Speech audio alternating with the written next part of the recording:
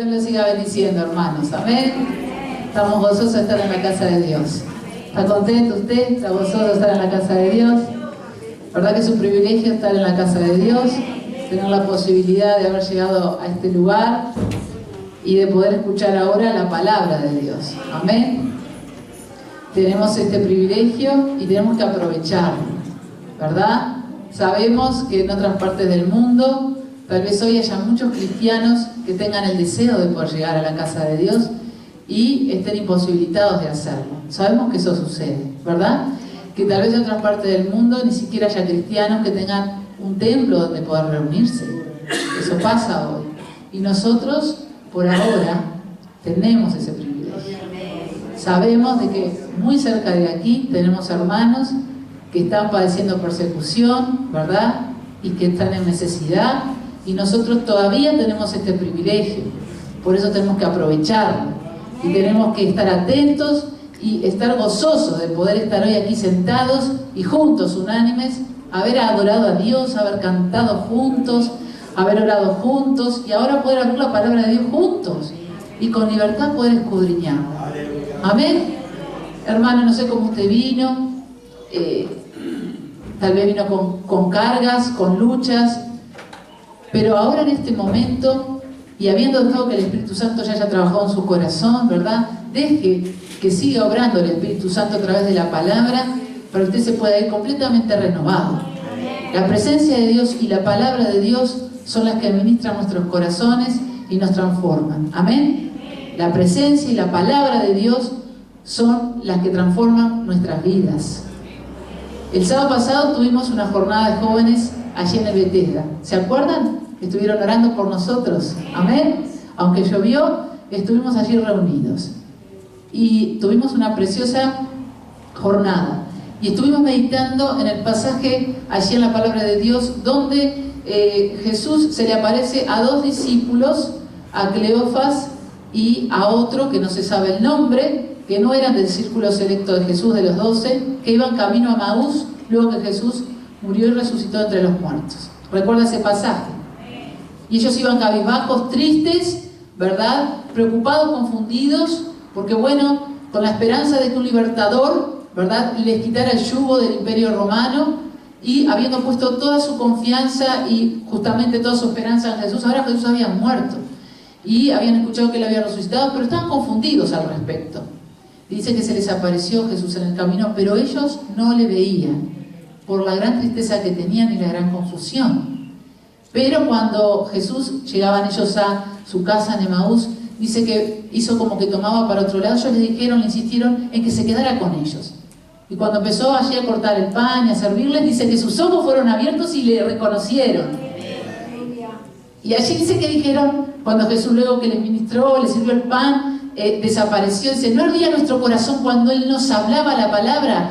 Porque Jesús, cuando iba caminando y les escuchó de qué hablan, les dijo, pero ustedes no se acuerdan. Y les empezó, dice, que a recorrer del profeta Isaías en adelante toda la palabra.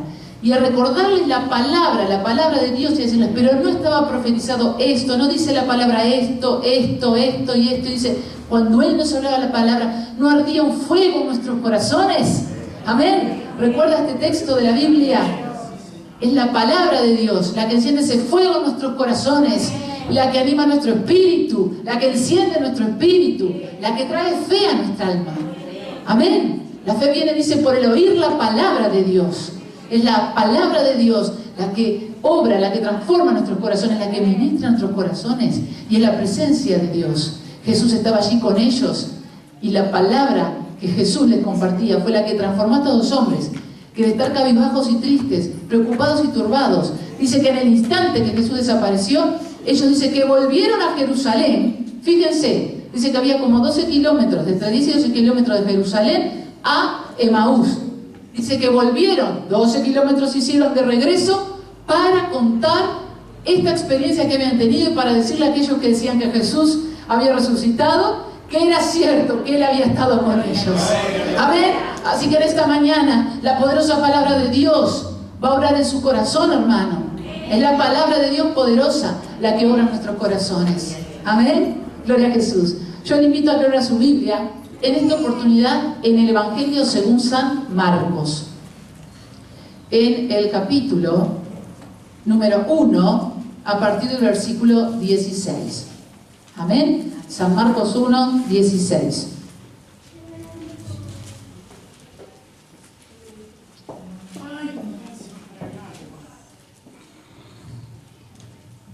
Tenemos una curiosa. Menos mal que ahí la vio. San Marcos 1, 16. ¿Encontraron allí?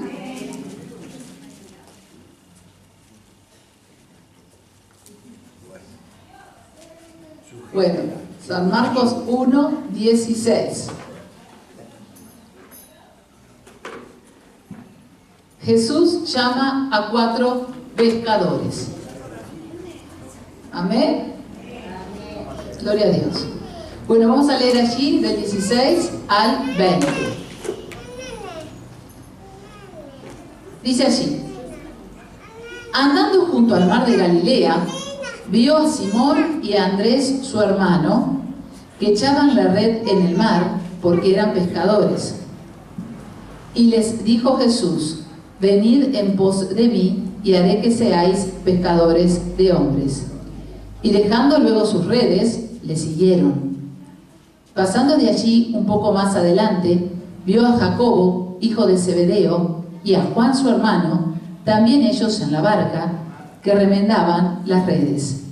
Y luego los llamó, y dejando a su padre Zebedeo en la barca, con los jornaleros, le siguieron. Amén. Vamos a orar un instante. Señor, te alabamos, te bendecimos en esta mañana. Una vez más, te damos gloria y honor a ti, porque tú eres nuestro Dios, Dios bueno, maravilloso, y te exaltamos por los siglos de los siglos, por toda la eternidad. En esta mañana, Señor, anhelamos que sea tu Espíritu Santo poderoso, que nos guíe a Cristo, nos guíe a toda verdad, y que tu palabra, Señor, tenga un lugar privilegiado en nuestros corazones, para que pueda, Señor, encontrarnos dispuestos a recibirla con toda libertad, Señor, con buena disposición en el alma, en el espíritu, Dios, y podamos atesorarla en nuestros corazones y ponerla por obra. En el nombre de Jesús, Señor, háblanos a nuestros corazones como solo tú puedes hacerlo. Amén y amén. Gloria a Jesús. Queridos hermanos, hemos leído un pasaje aquí en la Escritura que se titula Jesús llama a 4 pescadores. Amén. A 4 pescadores. ¿Sí? Sabemos nosotros que entre el grupo selecto de Jesús, entre los 12 discípulos de Jesús, había personas, ¿verdad?, que se dedicaban a distintas tareas. Amén. A distintas tareas. Jesús seleccionó a 12 hombres que estuvieron muy cerca de él. Que fíjense en ustedes que Jesús los escogió para que vivieran con él, ¿verdad? Ellos andaban con Jesús todo el día, todo el tiempo, ¿verdad? Y compartían con él las cosas cotidianas de la vida. No solo los momentos en los que Jesús, bueno, hacía milagros, portentos, maravillas, sino que todas las cosas de la vida, las cotidianas, las pequeñas cosas, estos hombres compartían con Jesús, ¿verdad? Y entre ellos había distintos hombres, no solo por sus temperamentos, por sus características personales, sino también por las tareas que desempeñaban antes de conocer a Jesús. Y entre ellos había pescadores, ¿verdad? La pesca era una de las tareas que se realizaba en Jerusalén, en algunas regiones, como por ejemplo en Galilea, porque allí se encontraba justamente un mar, el mar de Galilea, donde se desarrollaba justamente esta actividad que era la pesca. Jesús llama a 4 pescadores, hermanos, Simón, Pedro, ¿verdad?, y Andrés, y también a Jacobo y a Juan, hijos, dice aquí la palabra de Dios, de un hombre llamado Zebedeo. Y qué interesante, ¿vio? Porque en la palabra de Dios dice que Jesús los llamó, y en ese llamado que les hace Jesús a estos 4 inmediatamente dice que dejan la tarea que están haciendo y los siguen. A mí me llama la atención. ¿A usted? Póngase usted en el lugar de Pedro, de Andrés, de Jacobo o de Juan. Póngase usted en ese lugar. Piénsese usted como ese pescador que está haciendo la tarea habitual, la tarea de la cual usted vive. Fíjese que Jacobo y Juan, hijos de Zebedeo, eran los dueños de la empresa, ¿verdad? Su padre, Zebedeo, ¿verdad? Eran allí los dueños de la barca, y dejan la tarea familiar inmediatamente y se van. Póngase usted en ese lugar. ¿Habría hecho lo mismo? Aparece Jesús y le dice: síganme, síganme, los haré pescadores de hombres. Además los llama con esa frase, ¿verdad? Con esa frase cargada de un simbolismo tremendo, subyugante. Vengan, los haré pescadores de hombres. Casi como una frase hipnotizante parece. Dejan todo y lo siguen. ¿Usted habría hecho lo mismo? ¿Quién sabe, verdad? Pero estos cuatro lo siguen, se transforman en seguidores de Jesús, en los seguidores más cercanos que Jesús tuvo, junto a los otros discípulos de ese círculo, como yo les decía, cercanos de Jesús, seguidores de Jesús, de los más cercanos que Jesús tuvo. Porque sin lugar a dudas, usted sabe muy bien que a Jesús en esos 3 años que Jesús se dedicó a hacer la tarea para la cual Dios le había enviado a este mundo, ¿verdad? Muchos le siguieron. La Biblia dice que en esos 3 años de plenitud, donde Jesús, fue muy conocido, ¿verdad? Y adquirió fama, y muchos le seguían, justamente miles le siguieron, miles. Las multitudes, dice que le seguían. Las multitudes le seguían. Pero esto dice que inmediatamente le siguieron. Y le siguieron porque Jesús les llamó. Y les llamó para una tarea muy, pero muy especial. Usted sabe que yo, cuando el Señor me dio estos versículos, pensaba un poquito y pensando también un poco en esta realidad que hoy vivimos, y para hacer un ejercicio simplemente, ¿verdad?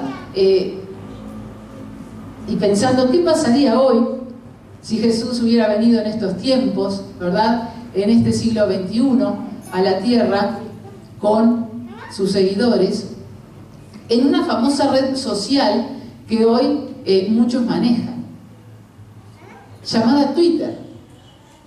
¿Conocen aquí algunos de ustedes qué es el Twitter? El pajarito, me dice acá Santiago. Sí, Santi, que es un joven, conoce lo que es el Twitter. Algunos otros capaz que no conocen. Pero el Twitter, Susana hace así. ¿Conoce Susana lo que es el Twitter? No, dice. El Twitter es una red social, ¿verdad? El Twitter es una red social que justamente sirve para enviar mensajes de texto, también para enviar fotos, ¿verdad? Pero que, el usuario, ¿verdad? Justamente tiene como interés que otros usuarios vean los mensajes que envía o las fotos que envía, es decir, la información, ¿verdad?, que tiene para compartir. Y existe la posibilidad de que aquellos que se sientan atraídos o interesados, por ejemplo, por mis tweets, es decir, por los mensajes que yo envío a través de texto o fotos o imágenes, puedan darse la categoría de seguidores. De seguidores, ¿verdad? Entonces yo puedo tener X cantidad de seguidores. Esos seguidores me van a seguir, ¿verdad? Porque el material que yo voy a exponer seguramente será de interés para ellos. Seguramente será de interés para ellos. Seguramente yo logré captar el interés de esas personas y por eso me van a seguir. Y por eso me van a seguir, ¿verdad? Y es de aquí que en el mundo en el que vivimos hay muchas personas que están muy interesadas en que le sigan. Los famosos, por ejemplo, ¿verdad? Los famosos. Y hay gente que le sigue, miles que le siguen, millones que le siguen. También hay gente común y corriente que ha obtenido miles de seguidores por las publicaciones que hacen. Y le siguen, y le siguen, y le siguen. ¿Sí? Y tú tienes una lista de tus seguidores. Entonces, yo tengo tantos seguidores, el otro tiene tantos seguidores. Investigué un poquito y parece que hay una cantante que es una de las que tiene más seguidores en el mundo. Esa cantante se llama Katy Perry. No sé si la conocen. Ah, sí, pero qué bien que están informados. Pero me dicen, sí, nene, me dijiste, sí. ¿La conocés? Pero qué moderna que está ahí. Katy Perry. Katy Perry es una joven cantante y leí sobre ella, la conocía, pero no escucho la música de ella. Es una cantante en inglés. Es una chica, hija de pastores evangélicos, criada en la iglesia, cantante en el coro de la iglesia, pero que se apartó de las cosas de Dios. Y es una cantante, por lo que leí, cuyas canciones promueven la inmoralidad, la promiscuidad, por supuesto, para los que somos cristianos, ¿no? Para las coordenadas de este mundo, obviamente no, pero para los que somos cristianos, sí, y es una de las promotoras también dentro de la inmoralidad, del lesbianismo. Según lo que leía, es una de las personas que tiene mayores seguidores en Twitter, ¿verdad? Miles de millones de seguidores por Twitter. Evidentemente, sus publicaciones, el contenido de sus tweets atraen y por eso le siguen. Vivimos en un mundo virtual, hermanos, ¿verdad?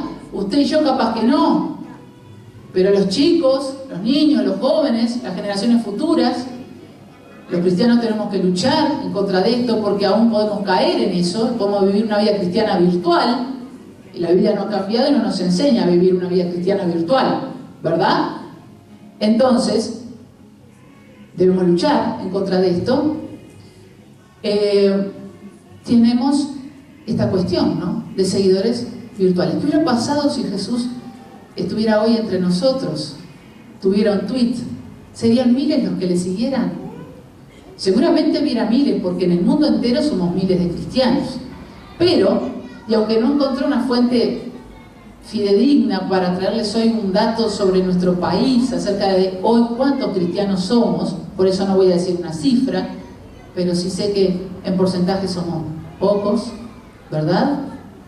Y si fuera nuestro país, seguramente no tendrían muchos seguidores.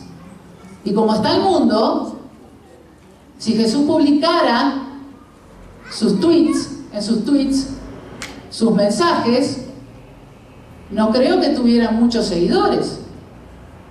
¿Qué le parece a usted?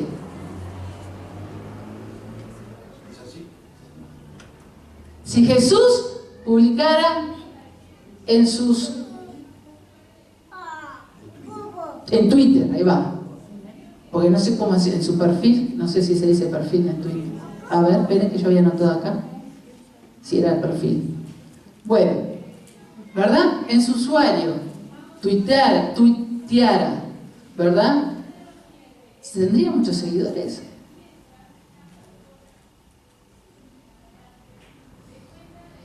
En el momento que Jesús vino a esta tierra, dije hace un instante, tuvo miles de seguidores, las multitudes lo seguían, por un tiempo. Porque cuando Jesús fue a la cruz, hermanos, no había nadie al pie de la cruz. Perdón, casi nadie al pie de la cruz. ¿Recuerda eso? ¿Quiénes estaban al pie de la cruz? Su mamá, Juan, María Magdalena. Cuando lo fueron a apresar allí a Getsemaní, estaban sus discípulos, ¿verdad? Pero ahí, y cuando pasó lo de su resurrección y demás, cuando Jesús les dijo, vendrá sobre ustedes el Espíritu Santo, ¿cuántos había en el aposento alto? 120. Y no era que alimentó a 3.000, a 5.000, ¿verdad? 120. En el mundo entero hoy, seguramente hay miles de cristianos. Y la voluntad de Dios, al enviar a Jesús a este mundo, es para que nadie se pierda y todos se salven, ¿verdad que sí? Pero la Biblia declara, y el mismo Jesús declaró, cuando venga el Hijo del Hombre, cuando vuelva el Hijo del Hombre, hallará fe en la tierra. Dijo que el camino a la perdición es ancho, más estrecha es la puerta que lleva a la salvación. ¿Verdad? Es decir, anhelamos que todos se salven. Debemos predicar a Cristo, ¿verdad? Pero no dice la palabra de Dios en ningún momento que serán miles de millones los que aceptarán el Evangelio, sino que por el contrario, ¿verdad? El corazón del hombre es duro. En los últimos tiempos el amor de muchos, dice la palabra de Dios, aún de muchos, y que el Señor nos ayude y nos libre, de los que han creído se enfriará. Habrá muchos apóstatas, aún dentro de las propias iglesias que han predicado la verdad de Cristo. Irán tras fábulas, irán tras falsos profetas, y también se perderán. Hay avivamientos en el mundo, anhelamos también para nuestro país esto, pero en la realidad, Jesús mismo lo dijo, hallará el Hijo del Hombre cuando vuelva fe en la tierra. Fe en la tierra. Si hoy Jesús estuviera en este mundo, no tendría muchos que le seguirían en su tweet. Ahora, y volviendo a nuestro pasaje, qué precioso que Jesús llamó a estos 4 hombres y les dijo, vengan en pos de mí, y yo los haré pescadores de hombres. ¿Saben que Galilea, la región de Galilea, era una región un poco despreciada? Porque era una región en la que vivían muchos habitantes que no eran judíos, porque era una región que estaba alejada de Jerusalén, porque era una región donde no abundaban centros educativos, entonces era un poquito despreciada. Sin embargo, Jesús que no obra como obran los hombres, decidió ir a Galilea y escogió de 12, 4 de sus discípulos allí. 4 de sus discípulos, a Pedro, a Andrés, a Jacobo y a Juan. Jesús vio en ese lugar lo que tal vez nadie pudo ver. Vio a 4 hombres, los vio, pudo observar, pudo darse cuenta que allí había 4 almas, 4 corazones que sí podían hacer la obra que Él tenía preparada,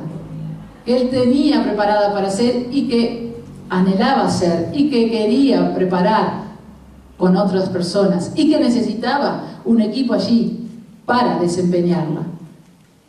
Jesús, hermanos queridos, a usted y a mí también nos vio, también nos llamó, también antes de nacer, dice la palabra de Dios que nos conoció.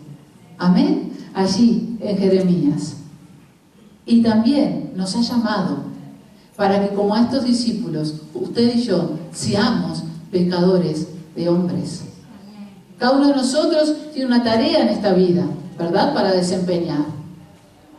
Tiene un oficio, tiene un trabajo, una profesión o lo que fuere.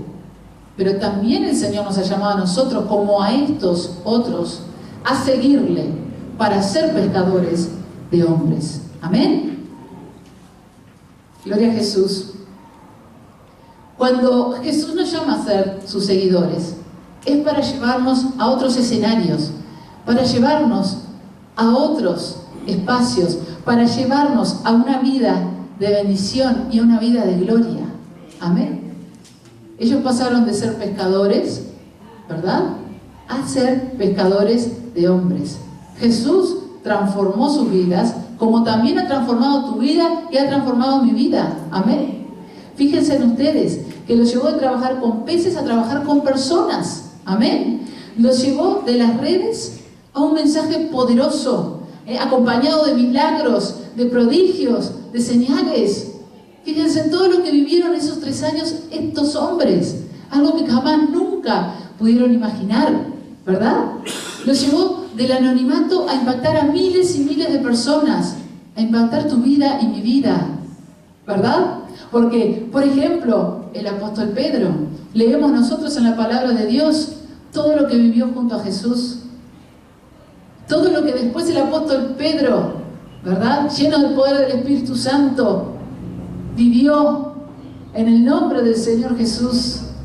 Decimos, qué precioso lo que Dios hizo en la vida de Pedro. ¿Qué se iba a imaginar Pedro allí ese día en la barca, pescando, remendando las redes, que el Señor le iba a llevar a esos escenarios de bendición, de gloria, de poder? Lo llevó de la rutina a las orillas del mar de Galilea, todos los días, aprontando la barca, llevándola a lo profundo del mar, tirando las redes. Lo llevó a una vida de sorpresas, a una vida sobrenatural, de fe, de milagros, hermanos queridos. Y así Dios nos ha llevado a nosotros, ¿verdad? De una vida tal vez de rutinas, de una vida donde no pasaba nada, a una vida preciosa, a una vida llena de milagros, una vida de fe, una vida donde Dios nos sorprende todos los días. Amén. Nos sorprende con su bondad, con su amor, con su bendición, con su generosidad. Dios nos sorprende, hermanos. ¿Verdad que sí? Dios también a nosotros nos ha llevado a escenarios de bendición y de gloria. Claro, siempre que nosotros, como estos hombres, hayamos ido en pos de Él. Hay que ir en pos de Jesús. En pos de Jesús. En pos de Jesús. Estos hombres rápidamente fueron en pos de Él. No se plantearon muchas cosas, ¿verdad? Cuando vamos en pos de Jesús es porque hemos resuelto estas preguntas, ¿no? ¿Cuál es el objetivo o la pasión de mi vida, el anhelo de mi vida? ¿Será seguir como estoy o será ir en pos de Jesús, de mi Salvador, de aquel que me ha ofrecido una vida nueva, una vida llena de bendición? Voy detrás de Jesús. ¿Qué es lo que hace palpitar mi corazón? La presencia de Jesús, el llamado de Jesús. Voy detrás de Él entonces. ¿Detrás de quién estás tú? ¿En pos de quién vas tú? ¿En pos de Jesús? ¿En pos de Jesús? Seguir a Jesús, hermanos, es una decisión. Amén. Yo creo que nadie sigue a otra persona por obligación. Nadie conscientemente, ¿verdad?, debería seguir a alguien por obligación.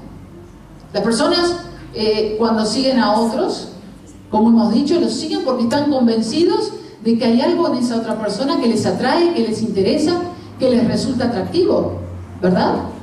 ¿Cuántas veces hablamos con las personas que nos rodean y fuera de lo que es la fe, hay alguien que nos dice, yo sigo a tal escritor, sigo sus textos, me interesan porque me interesa su forma de pensar, porque me interesan los temas que trata, yo sigo a tal cantante porque me gusta su música, su estilo, esto, aquello y lo otro, y hay un conocimiento, ¿verdad?, detrás. Yo sigo a tal artista por esto, aquello y lo otro. Hay una decisión consciente de seguir a tal o cual persona porque hay un interés.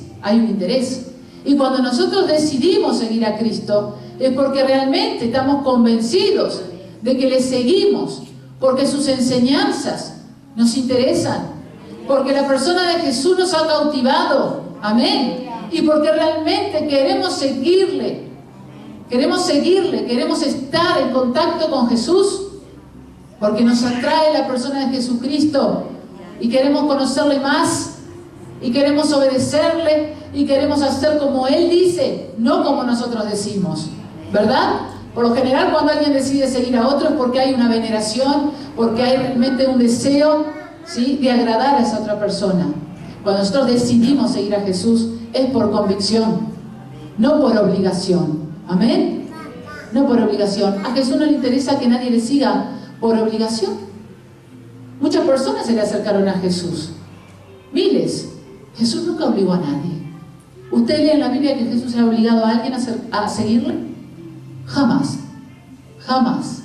Jesús nunca obligó a nadie a seguirle. Al contrario, siempre hizo pensar a aquellos que le seguían si estaban seguros de seguirle. ¿Verdad? Al joven rico le dijo con total sinceridad, mira, a ti te falta esto. Si vendes todo lo que tienes, se lo das a los pobres, tendrás vida eterna. ¿Tú ves? El joven rico se entristeció, se dio media vuelta y se fue. Jesús nos da libertad, nos da absoluta libertad. Amén. No obliga a nadie a seguirle, a nadie, absolutamente a nadie. Hay muchos en este mundo que andan confundidos. Piensan que el cristianismo, ¿verdad?, obliga, que el cristianismo lava los cerebros, tal vez sea por que en algún momento, ¿verdad?, la religión, ¿verdad?, ha impuesto, ha querido imponer, ¿sí? Entonces, las personas tienen eso en sus cabezas. Por eso es importante que nosotros le compartamos a otros de Jesús, ¿verdad?, y se lo hagamos como una invitación, no como una imposición. Que nunca queramos presentarle a otros a Jesús, ¿verdad?, como una obligación o como una imposición, sino como una invitación. Porque Jesús a nadie obliga a seguirle. Al contrario, nos hace pensar, reflexionar. Nos dice, bueno, si alguien quiere venir en pos de mí, tiene que tomar su cruz y seguirme. Nos hace pensar, ¿verdad?, a través, ¿se acuerdan de esas dos figuras que él trae? Dice, bueno, si alguien quiere ir a la batalla con un determinado número de soldados y viene otro del otro lado con determinado número, tendrá que pensar si sale o no a la guerra. ¿Se acuerdan? O si quiere construir una torre, tiene que pensar si tiene suficientes materiales para construirla o no. Estoy parafraseando, ¿verdad?, lo que dice el Señor Jesús. Es decir, tenemos que medir, si queremos seguir a Jesús o no, el costo que hay en seguirle. Porque claro que hay un costo en seguir a Jesús. Si queremos seguir a Jesús, nosotros tenemos que dejar cosas. Estos discípulos, dice la palabra de Dios, que cuando Jesús los llamó, dejaron sus redes. ¿Verdad? Dejaron sus redes. Es decir, dejaron eso que estaban haciendo. Dejaron sus redes. Esto no quiere decir que usted y yo, cuando venimos a Jesús, tenemos que dejar nuestros trabajos. Porque las redes para ellos eran el trabajo que estaban haciendo. Pero no nos confundamos. Porque hay algunos que pueden interpretar literalmente las cosas. No es eso, ¿verdad? Pero cuando venimos a Jesús, es necesario a veces dejar algunas cosas que nos impiden seguirle. Que nos impiden seguirle, ¿verdad? ¿Qué cosas serán? ¿Qué cosas serán? A veces no las dejamos todas, porque no nos damos cuenta al principio, pero en el progreso de nuestra vida cristiana, si realmente queremos seguir a Jesús de todo corazón, el Señor nos va mostrando qué cosas nos están impidiendo seguirle, pero al 100%. Y a veces pueden aparecer amistades, ¿verdad?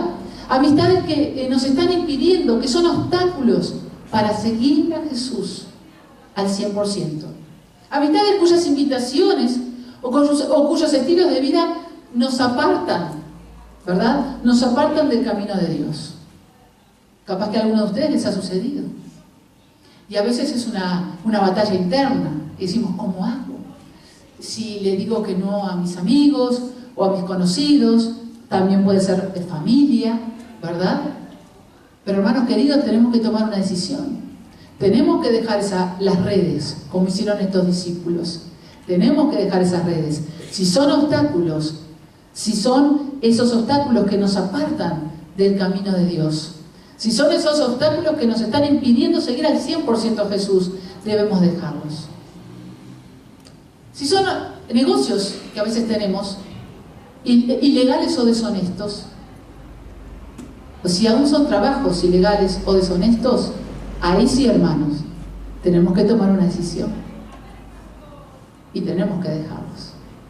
Amén. Si son prácticas, costumbres que traemos, ilegales o deshonestas, también debemos dejarlas. Debemos dejar esas redes. Amén. A veces venimos con ciertas prácticas o ciertas tradiciones del mundo. Pueden ser mínimas, cositas, pero también tenemos que dejarlas. Cuando el Señor nos muestra y nos habla, y por otro lado decimos, pero es una cosita de nada. Tenemos que dejarlas. Tenemos que dejarlas, hermanos. ¿Sí? Les voy a contar una anécdota. Una vez, hace muchos años, aquí a la vuelta había un kiosquito que se hacían fotocopias. Y una mañana fui a hacer unas fotocopias antes de la reunión. Me había hecho las fotocopias de las lecciones. Bueno, fui a hacer las fotocopias y resulta que entré y había una persona que estaba jugándose unos números al 5 de oro o a la quiniela, no recuerdo. Yo estaba en lo mío. Y cuando me toqué así con la persona, era una hermana de la iglesia. ¿Qué tal? Buen día, hermana, ¿cómo estás? Buen día, buen día. Más nada. Yo no le voy a decir nada a la hermana. En ese momento la hermana me dijo nada, ¿verdad? Ni yo voy a decir nada ahora tampoco acerca de quién era la persona. Pero quiero decir, ¿me explico? Son pequeñas cosas, pero la Biblia nos enseña acerca de ese tipo de prácticas, ¿verdad? No dice exactamente juegos de azar, quiniela, tómbola, no dice la Biblia eso, obvio, ¿no? Pero sí nos enseña que nuestra fe, nuestra esperanza tiene que estar en Jesucristo, ¿verdad? Que no debemos depender de juegos de azar y demás. Entonces, hermanos, si hay prácticas deshonestas o ilegales, nosotros también debemos dejarlas de lado. Es decir, todo tipo de pecado, ¿verdad? Que lastiman al Espíritu Santo de Dios, que hieren al Espíritu Santo de Dios, tenemos que dejarlos. Tenemos que dejar las redes, como dejaron nuestros discípulos, para poder seguir a Jesús en plenitud. Amén. Gloria a Dios. Tenemos que dejar miedos, hermanos. Tenemos que dejar miedos. Hay muchos tipos de miedos, pero miren, hay algunos miedos que son necesarios vencer para poder seguir a Jesús. El miedo al compromiso, el miedo a la responsabilidad. Esos son miedos que tenemos que vencer si realmente queremos ser seguidores de Jesús. Hay muchos cristianos que fracasan porque le tienen miedo al compromiso, a la responsabilidad y a las dificultades propias que trae el servicio a Dios. Si usted sigue a Jesús, como dijo el mismo Señor, pone la mano en el arado y mira hacia atrás, ¿qué dijo Jesús? ¿Qué dijo Jesús? No es digno de ser llamado mi discípulo. Eso lo dijo el Señor Jesús, ¿verdad? Si alguien pone la mano en el arado, y el arado es un símbolo ¿de qué? De trabajo, de servicio, ¿verdad? Si alguien es seguidor de Jesús y le va a servir, va a trabajar para el Señor, porque el arado es un símbolo de trabajo, ¿no? Con el arado se trabaja, con el arado no se sube a pasear, ¿verdad? No es una carroza de la princesa alegórica, ¿verdad? Que va saludando por el no es un carrito de paseo, no. El arado es un instrumento de trabajo. ¿Y qué trabajo? Porque ¿qué es trabajo con el arado? La tierra. Yo nunca trabajé en la tierra, pero los que trabajaron la tierra podrán decir si eso o no un trabajo arduo. ¿O no, abuela? Eso no. Es. Entonces, cuando Jesús dice esto, nos está diciendo, queridos míos, si ustedes me siguen y me van a servir, entonces tienen que estar dispuestos a vencer, a dejar las redes, a vencer los miedos, al compromiso y la responsabilidad y a los sufrimientos naturales que trae el servicio a Dios. Si no vencen el miedo a la responsabilidad, si no vencen el miedo al compromiso, entonces no podrán entender y no podrán asumir las dificultades propias de servir a Dios. Hay que dejar las redes. Hay que dejar las redes del miedo al compromiso, del miedo a la responsabilidad, del miedo a las dificultades que trae el servicio a Dios. Repito, hay muchos que son llamados a servir. Hay muchos que son llamados a servir y dicen que no, porque no quieren comprometerse. No quieren responsabilidades, porque no quieren sufrir, no quieren comprometerse, no quieren, tienen miedo, no quieren pasar por eso. Hay muchos que desean tener todas las bendiciones de Dios, pero no quieren las dificultades que aparecen cuando realmente le seguimos. Entonces, queremos todo, pero no lo que trae aparejado. Hermanos, esto no es así. No puede ser así. No puede ser así. Amén. Jesús vino a este mundo y Él mismo tuvo que padecer. Tuvo que padecer. Amén. Él tuvo que padecer. Él le pidió a su Dios, a su Padre, quiero decir: Señor, si es posible, pasa de mí esta copa. Pero dijo: hágase tu voluntad. Y Dios hizo silencio. Jesús tuvo que padecer. Y era Dios mismo. Y era Dios mismo. No podemos decir todas las bendiciones del Señor sin entender que también tendremos dificultades por seguirlo. Amén. Pero confíen, confiemos. Jesús dijo: yo estoy con ustedes todos los días, hasta el fin del mundo. Todos los días, hasta el fin del mundo. En este mundo tendremos aflicción, pero yo estoy todos los días con ustedes, hasta el fin del mundo, hasta el fin de los tiempos. Amén. Hasta el fin de los tiempos. Sufre penalidades, como buen soldado de Cristo. Pero Él está allí con nosotros. Amén. Él está allí con nosotros. Simón, Andrés, Jacobo, Juan decidieron seguir a Jesús. Y no hay mejor decisión que seguir a Jesús. Aquel que nos lleva a la vida eterna, hermanos. No hay mejor camino que seguir a Jesús. Aquel que nos libra de la condenación eterna, de la confusión eterna. Él es el camino, la verdad y la vida. Jesús es el camino al Padre. Él es nuestro Señor y nuestro Salvador. Amén. Él se merece nuestra mayor honra, nuestra obediencia. Amén.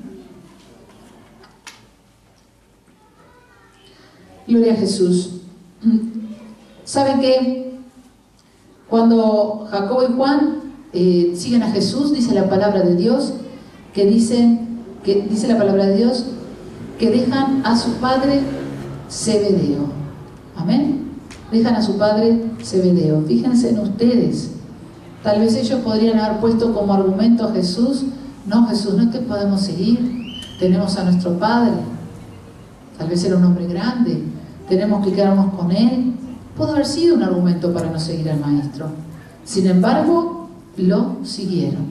Lo siguieron. Lo siguieron. Amén. No quiere decir esto que nosotros dejemos a nuestras familias, que las desamparemos. Pero cuando decidimos seguir a Jesús, a veces tenemos que tomar decisiones, ¿verdad? Muy, muy fuertes, muy trascendentales. Y tienen un costo. Y tienen un costo. Pero también tienen de parte de Dios una recompensa muy grande. Estos 12 que decidieron seguir a Jesús vivieron cosas tremendas, maravillosas, preciosas. Bueno, uno sabemos que lamentablemente erró el camino y terminó tomando decisiones nefastas, ¿no? Hablo de Judas Iscariote, ¿verdad?